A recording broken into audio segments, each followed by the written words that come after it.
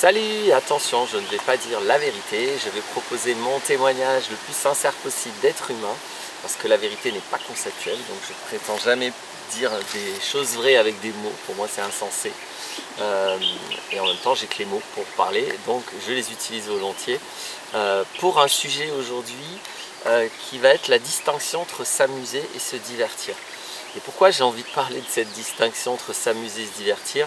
C'est pas juste pour faire une distinction comme ça, je considère que c'est probablement une des choses les plus importantes dans la vie. S'amuser, c'est sacré dans le sens, alors je vais définir ce que j'entends par là, où quelqu'un qui s'amuse, il est forcément lui-même, il est forcément sur son chemin de vie, sur la réalisation de lui-même, obligatoirement. On ne peut pas s'amuser et être en décalage avec soi. Donc quand on a bien compris ce que c'est s'amuser, et quand on a compris l'importance de s'amuser, comme les enfants font, on ne peut pas se détourner de ce qu'on est, de notre vie. Alors je ne dis pas qu'elle est destinée, hein, moi je ne conçois pas les choses comme ça, mais justement, s'amuser, je trouve que c'est quelque chose d'important. Et comme on peut le confondre avec se divertir, qui n'a rien à voir et qui ne mène absolument pas aux mêmes conséquences, bah, du coup c'est très important de faire la distinction. Un peu comme si je venais vous dire hey, mangez de l'orange vrai, c'est un champignon excellent, mais attention, ne le confondez pas avec la manite tumouche ou une autre amanite, parce qu'elle est toxique ou hallucinogène. Donc voilà, je vais vous dire attention, c'est cool l'orange vrai, mais ne confondez pas avec ce qui est toxique. Ça va être un peu la même logique, mais c'est pas pour manger des champignons, c'est pour vivre, pour décider quoi faire de sa vie et comment se reconnecter à ses désirs. J'ai fait une vidéo juste avant sur la chaîne de vie avec les désirs, etc. C'est très fréquent que j'ai des demandes de personnes qui ne savent pas ce qu'elles veulent, qui ne savent pas ce qu'il faut qu'elles fassent dans leur vie. Alors, en général, il y a un énorme conflit entre ce que le système veut d'elle implicitement, hein, par son organisation, et ce qu'elle veut d'elle-même, la personne. Donc il peut y avoir plusieurs raisons d'être perturbé avec qui je suis, qu'est-ce que je veux, je fais quoi de ma vie. Et la solution, c'est toujours de s'amuser. C'est toujours la solution. Mais encore faut-il comprendre et prendre au sérieux ce que c'est de s'amuser. Donc je le reviens, une manière simple de savoir c'est quoi s'amuser, c'est d'observer les enfants. Alors des enfants qu'on n'a pas déjà castrés, hein, ou cassés psychologiquement. Quand je dis castrés, c'est pas physiquement. Hein. Donc on n'a pas castré la psychologie, donc on n'a pas castré justement la capacité de s'amuser. Mais les enfants, on met un enfant n'importe où, il sait qui il est, il sait ce qu'il amuse, ça lui prend 2 secondes. Et c'est toujours hyper créatif. Donc c'est de ça dont on parle. Moi, mon parti pris, c'est que, à la limite, l'idéal pour un enfant, c'est de s'amuser tout le temps, entouré d'amour et de respect. Et en s'amusant, il va inévitablement découvrir le monde et lui-même, et il va inévitablement être hyper créatif et hyper dans l'expression de ce qu'il est au monde et dans l'expression de ses talents. Ça ne peut pas être autrement. Et donc, dans l'idéal, il n'y a rien d'autre à faire. J'en suis convaincu que dans l'idéal, il n'y a rien d'autre à faire. Alors c'est mon idéal aussi, hein, chacun ses critères pour son idéal. Avec mes critères et avec mon idéal, je pense qu'il n'y a rien d'autre à faire. Donc du coup c'est très très important de savoir s'amuser. Alors pourquoi je le distingue de se divertir? Parce que se divertir, par contre, n'a rien à voir. Se divertir, je vais d'abord définir ça le plus précisément possible.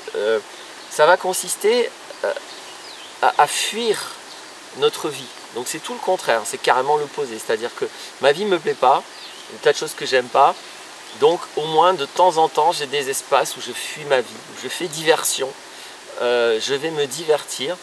Donc ça c'est le premier élément, c'est un mouvement psychologique de fuite, d'aller dans une bulle où là j'existe un petit peu, non pas je m'amuse mais je me divertis.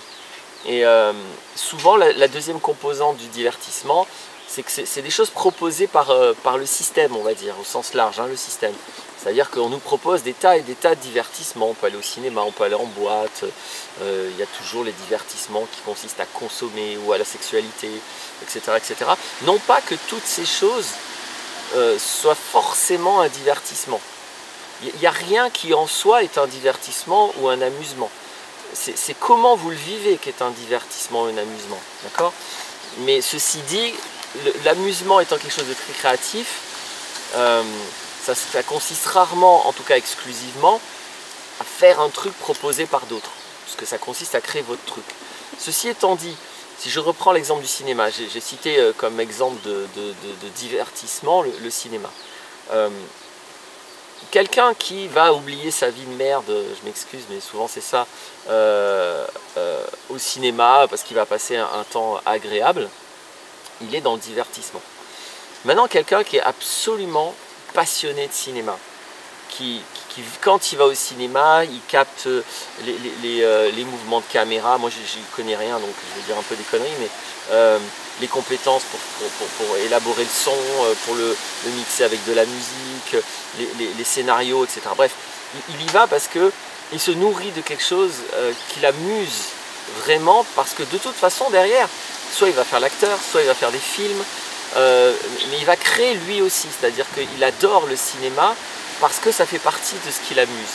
Il ne va jamais faire que aller au cinéma, ça c'est pas possible, mais il peut très bien aller au cinéma en s'amusant, ça c'est possible. Et pareil avec tout, même aller en boîte, quelqu'un pour qui la danse est quelque chose, ou la musique de très spécial, mais pareil, ça va être quelqu'un qui va faire danseur d'une manière ou d'une autre, ou musicien d'une manière ou d'une autre, donc qu'il aille en boîte de temps en temps pour vivre une partie de la danse, une partie de la musique, pourquoi pas, si ça fait partie de l'amusement. Donc ça c'est important, il n'y a rien en soi qui peut être de l'amusement ou du divertissement, mais j'espère que j'ai réussi à être clair sur la façon de le vivre. Donc le divertissement, ça va être un truc qu'on nous propose, et on se met dans ce truc, et on s'y met pour fuir quelque chose. L'amusement, c'est vraiment la capacité d'être libre, c'est très très relié à la liberté. Il ne peut pas y avoir d'amusement s'il n'y a pas de liberté. Quand vous laissez un enfant s'amuser, c'est tout de suite, pas tout de suite, ça dépend quand même, mais très souvent ça va être déroutant. C'est waouh, d'où il sort ça? Moi ma fille elle a 6 ans, elle fait des trucs, des fois je dis mais de quelle planète elle vient? D'où elle a sorti cette idée? D'où elle sort ça?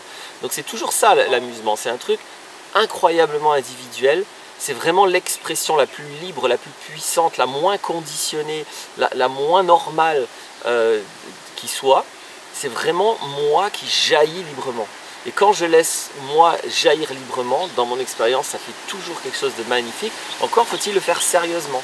Et faut-il le faire sans les contraintes du mental ou les contraintes du système qui va dire ah ouais non mais attends ça c'est pas sérieux, ou alors attends oui d'accord tu t'amuses mais c'est pas comme ça que tu vas gagner ta vie. Voilà, donc on a des tas et des tas de manières de venir casser l'amusement, de venir critiquer l'amusement et de venir dire non, on s'amuse pas. Ou alors c'est tout simplement c'est pas pour les adultes, etc. etc. Or, il n'y a rien de plus sérieux, il n'y a rien de plus sacré, il n'y a rien de plus efficace comme solution quand on veut vivre au lieu de survivre, au lieu d'être un élément d'un système. Il n'y a rien de mieux que l'amusement, mais en étant clair avec ce que c'est, c'est-à-dire la liberté d'exprimer soi, et donc ça devient toujours créatif. Et quand on pousse ça vraiment, un adulte qui s'amuse ne va pas faire les mêmes choses qu'un enfant qui s'amuse. Mais ceci dit, si ça vous amuse de vous rouler dans la boue, de monter dans les arbres, de construire des cabanes, faites. Si vous en êtes à pas trop savoir quoi faire dans la vie, qu'est-ce qui vous plaît, etc., commencez par des choses basiques, des choses simples. Après, essayez de les aboutir. Peut-être vous allez commencer par construire une cabane dans un arbre, puis après vous allez construire des maisons en bois alternatifs, on va savoir. Je vais vous faire un témoignage. Donc moi, dont l'activité principale maintenant, ou l'œuvre, je préfère moi parler d'œuvrer que de travailler, j'ai pas l'impression de travailler, j'ai l'impression d'œuvrer, de réaliser mon œuvre, dont l'œuvre principale est d'aider les gens.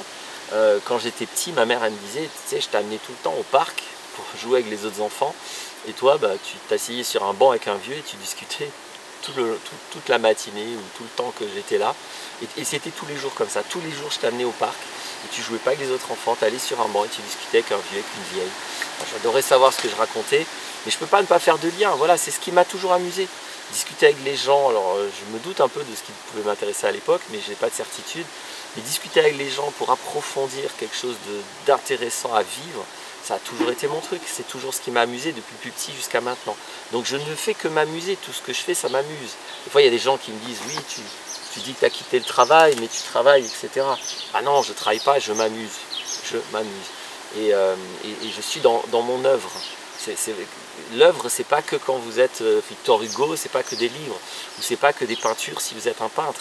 Chaque humain a une œuvre ou des œuvres à réaliser, j'en suis convaincu. Et la manière de faire, c'est de s'amuser. C'est la seule manière. Donc je vous invite à vous amuser de la manière la plus libre et la plus sacrée possible. Je vous invite à ne pas pervertir ça dans le divertissement. Je vous décourage de vous divertir. Je vous encourage à vous amuser, à voir où ça vous mène et de trouver le courage d'aller là où ça vous mène. Dans mon expérience, quoi que ça coûte, quoi que ça transforme, quoi que ça vous fasse perdre, ça vous fera perdre des trucs, ça vous obligera à lâcher prise. Mais quand on va là-dedans, ça va toujours quelque part. J'ai déjà évoqué ça dans la vidéo sur la confiance en la vie, où j'ai dit que les deux boussoles pour se lancer à l'aventure de la vie, ce qui est à mon avis plus intéressant que pour réaliser des projets mentaux. Donc pour moi, réaliser des projets c'est une chose, se réaliser c'est autre chose. Et se réaliser, ça consiste à se lancer dans l'aventure, et pas n'importe quelle aventure. La vie propose toujours des aventures et vous pouvez initier des aventures. Mais il y a deux boussoles, à mon avis, importantes. Un, c'est de s'amuser, parce que là vous êtes sûr que vous êtes vous-même, que vous vous corrompez pas, vous ne pervertissez pas, et vous n'êtes pas vous n'êtes pas conditionné non plus. Et être clair avec ses valeurs, donc ça c'est l'éthique, et être incorruptible aussi sur le plan de vos valeurs. Être absolument aligné sur votre éthique, être ancré sur vos valeurs. Quand je suis ancré sur mes valeurs, que mes valeurs sont claires, que mon éthique est claire et que je m'amuse, ma vie elle peut être que merveilleuse. Voilà ce que je propose, faites-en ce que vous voulez.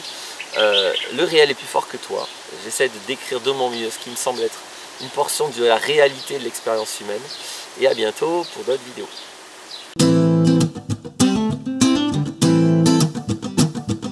Life's a foolish game. Do you ever feel the same? Well, maybe we could change, turn the ship another way. Feel it in the darkness, we're sailing right into those jagged cliffs. Yeah. Some say we've always been insane. Hey, life's a foolish game.